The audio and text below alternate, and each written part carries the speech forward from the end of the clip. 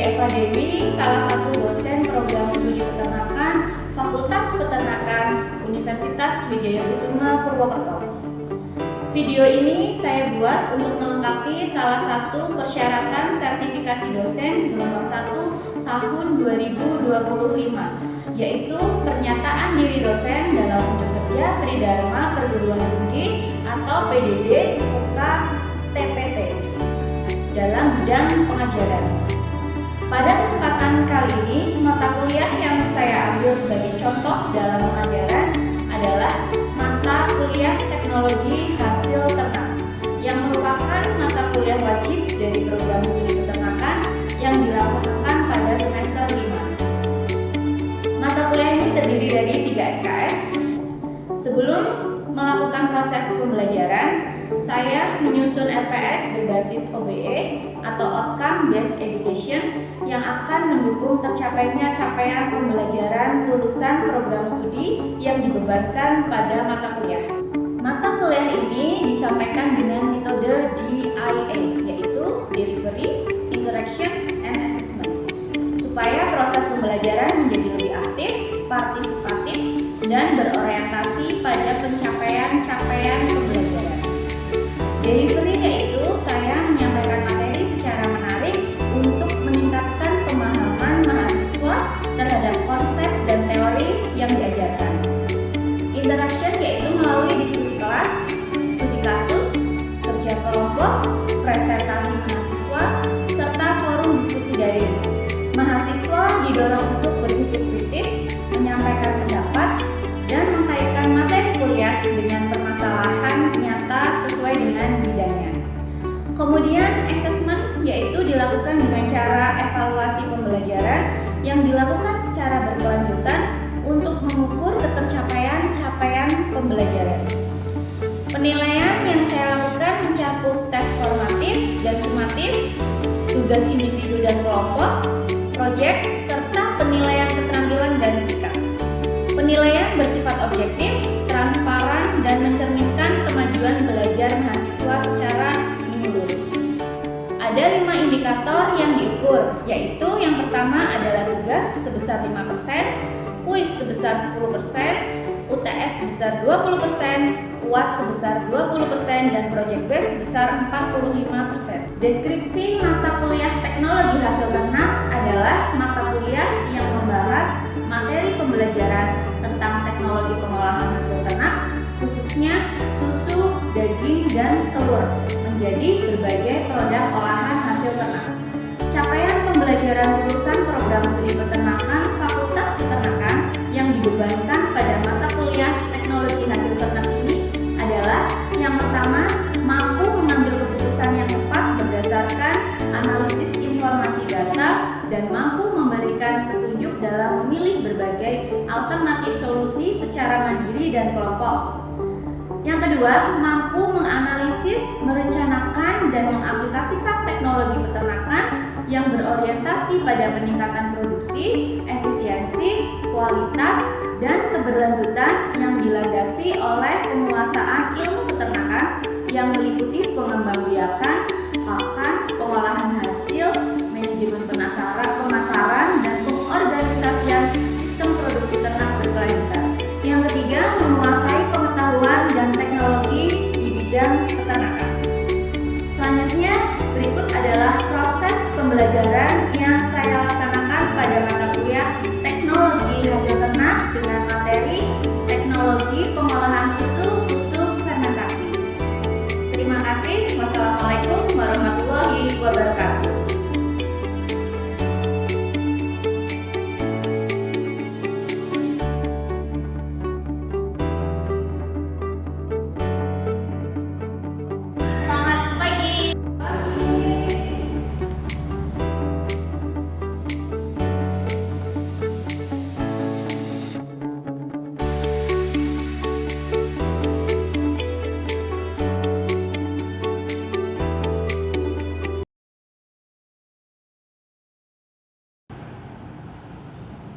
Assalamualaikum warahmatullahi wabarakatuh. Selamat pagi. Salam sejahtera untuk kita semua.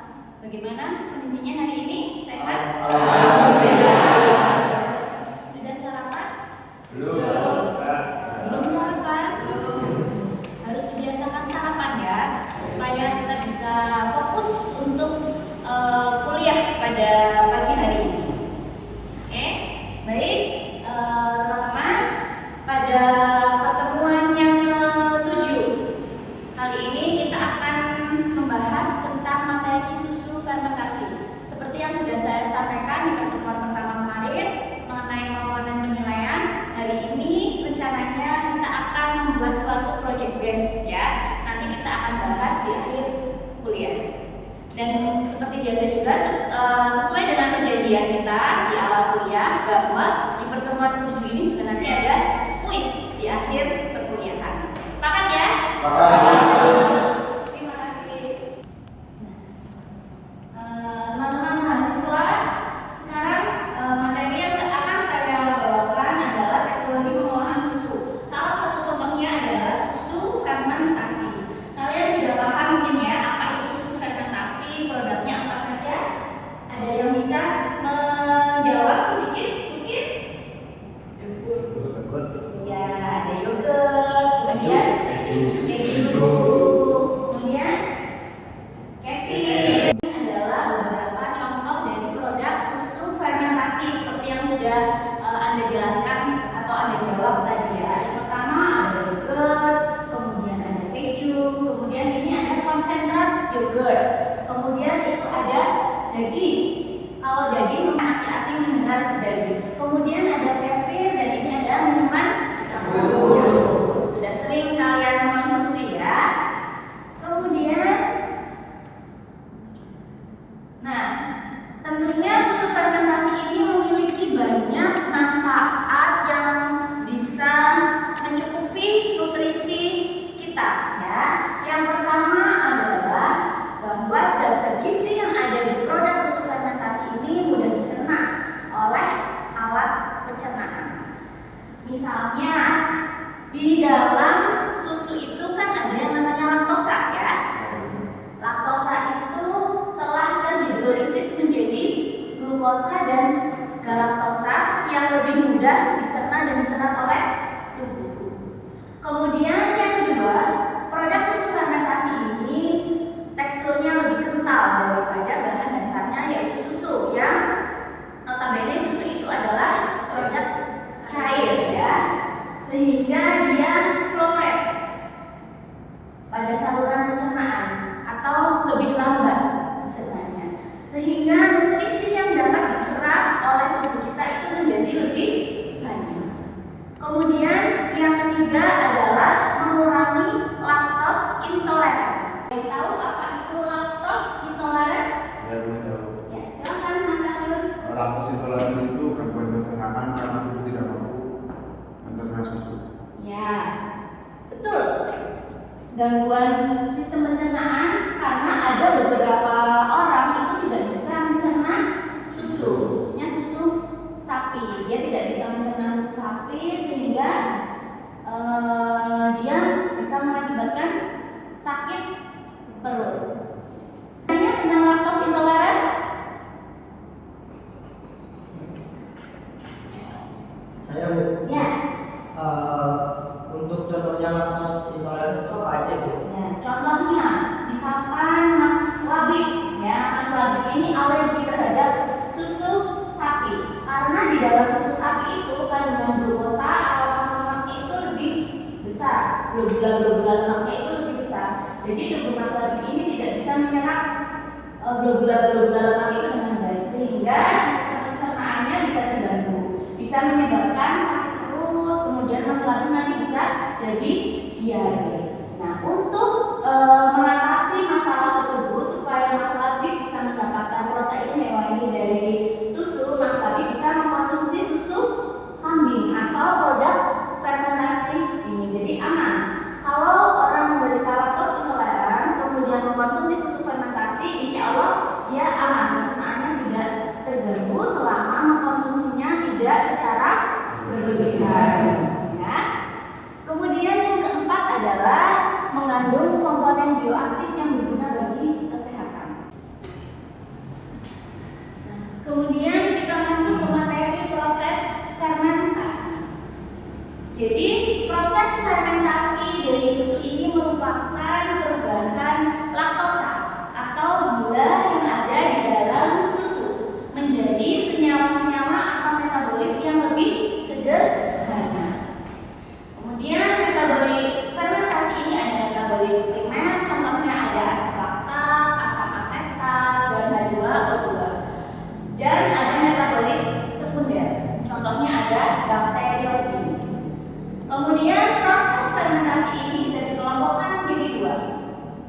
homofermentasi dan ada heterofermentasi.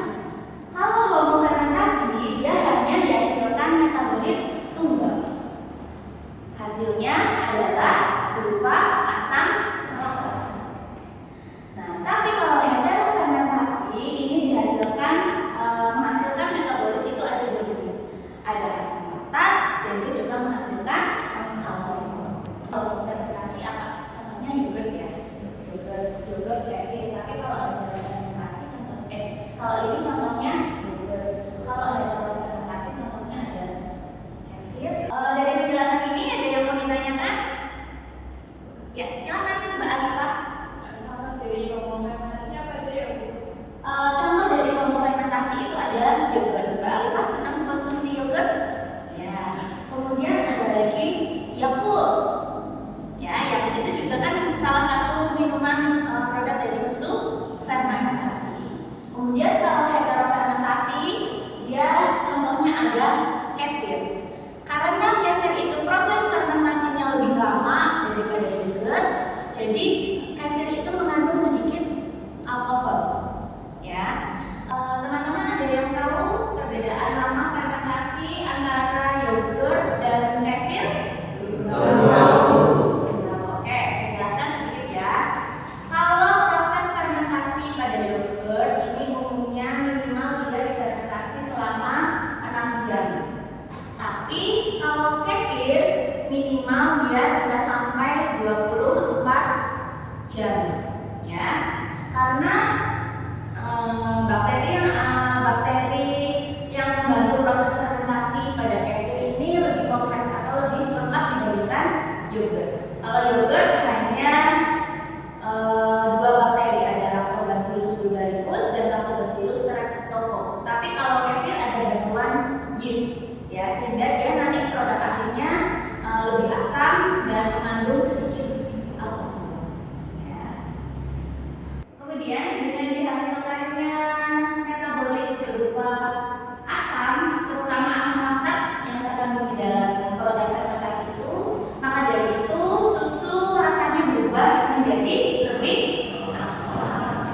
Ada yang tahu berapa pH susu normal kemudian dia menjadi asam, jadi pH-nya berapa? Ada yang tahu? Belum tahu ya. pH susu normal itu sekitar 6,5 sampai 6,8 ya. Kemudian setelah mengalami proses fermentasi maka pH-nya dia menjadi 5 ya. Kemudian proses fermentasi ini dapat berlangsung karena adanya mikroorganisme yang memanfaatkan laktosa untuk menghasilkan energi atau metabolisme.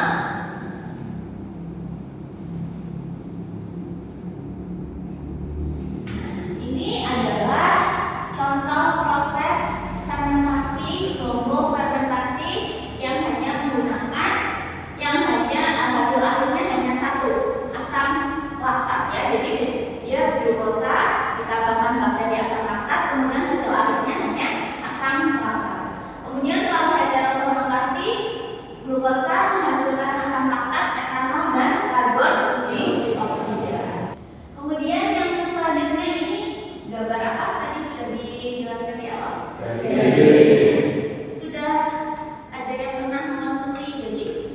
Belum ya. Dia teksturnya seperti apa? Tahu yang masih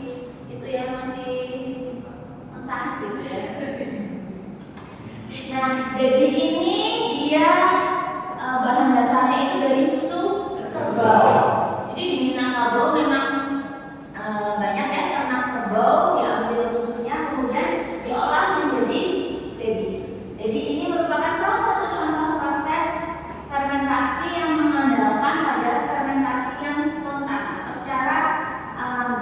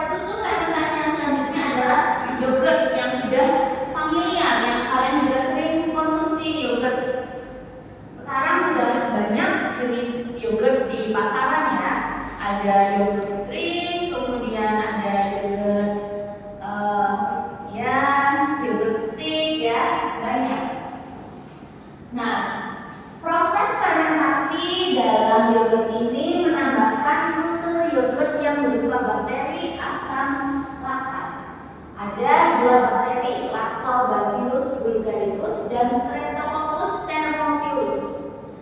Dua bakteri ini akan menghasilkan asam lebih banyak jika hanya menggunakan satu bakteri. Makanya yogurt itu rasanya asam, ya. Kemudian selain kedua bakteri yang biasanya digunakan untuk proses fermentasi, biasanya kultur yogurt ini juga sering ditambah dengan bakteri probiotik. Ya, misalnya itu ada contohnya Lactobacillus acidophilus, Lactobacillus casei, dan Bifidobacteria. Nah, kemudian kedua bakteri tadi yang sudah saya jelaskan sebelumnya, mereka memiliki peran masing-masing dalam proses fermentasi. Contohnya, Streptococcus thermophilus yang menghasilkan asam laktat yang lebih banyak daripada Lactobacillus bulgaricus. Kalau Lactobacillus bulgaricus ini, dia perannya adalah menghasilkan enzim proteolitik dan peptidase yang berkontribusi terhadap tekstur dan flavor yogurt atau rasa yogurt. Ya, jadi kalian biasanya mengkonsumsi yogurt yang dijual di pasaran rasanya masih agak bertekstur, ya, tekstur dan agak kental. Kemudian di sini juga saya berikan contoh starter yogurt kering yang biasa juga digunakan dalam proses fermentasi susu menjadi yogurt. Ini dijual secara komersial di toko online banyak. Mereknya ada Yogurt.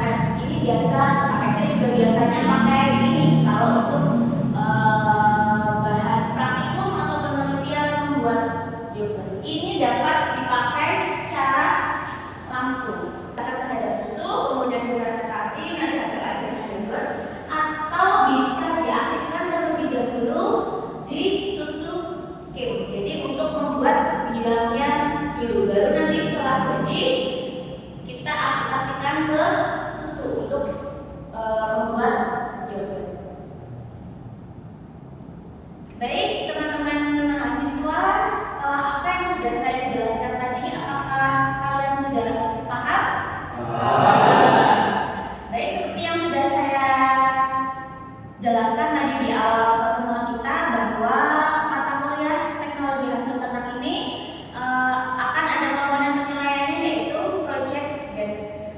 Nah, kali ini saya mengambil materi project based kita, yaitu pengolahan susu fermentasi.